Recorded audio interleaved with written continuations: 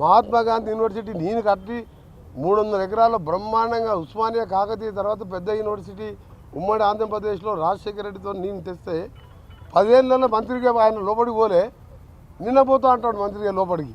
10 ఏళ్ళకెళ్ళి విద్యాశాఖ మంత్రి ఉన్న జగదీష్ రెడ్డి పోలే, కేటీఆర్ కూడా 1-2 సార్లు వచ్చినట్టు నల్గొండకు ఆయన పోలే. ఆయన వచ్చింది ఒకటేసారి, అక్కడ ఒక ఎమ్మెల్యే చనిపోతే వాళ్ళ తండ్రి దినాలకు వచ్చి దత్తత తీసుకుంటా అని.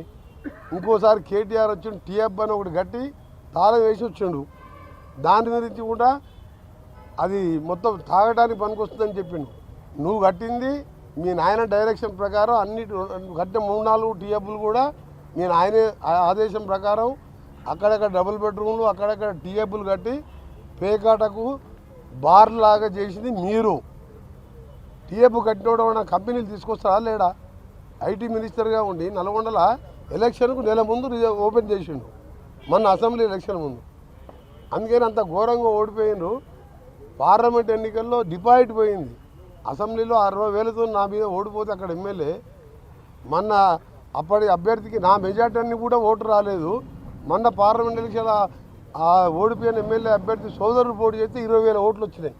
ఎమ్మెల్యే ఎంపీగా పోటీ చేస్తే 20,000 ఓట్లు వచ్చిన ఆయనకు నల్గొండకు వచ్చి నా మీద మాట్లాడితే తెలంగాణ కోసం కొట్లాడి మంత్రి పదవి వదిలిపెట్టి సొరంగం లాంటి ప్రాజెక్టు తీసుకొచ్చి ఫ్లోరైడ్ కోసం కొట్లాడినప్పుడు వీళ్ళ ఆయన డిప్యూటీ స్పీకర్గా అధికార హోదాలో బుల్లెట్ ప్రూఫ్ కార్లలో తిరుగుతున్నాడు.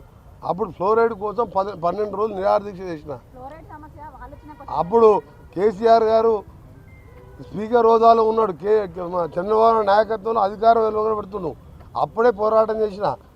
ఆయనకంటే ముందు ఎమ్మెల్యే కాకముందు ముందు ఎన్ఎస్పీ యూత్ కాంగ్రెస్ నాయకునిగా మా నాయన ఎమ్మెల్యే కాదు, ట్రాన్స్పోర్ట్ మినిస్టర్ కాదు, డిప్యూటీ స్పీకర్ కాదు, ప్రజల్లో ఉండి ప్రజలతో నుండి యూత్ కాంగ్రెస్ ఎన్ఎస్పీ నాయకునిగా సొంతంగా కాంగ్రెస్ పార్టీ టికెట్ ఇస్తే ప్రజానాయకుడు యువ నాయకునిగా ఉండి ప్రజలతో ఉండి ఎమ్మెల్యే అయినా.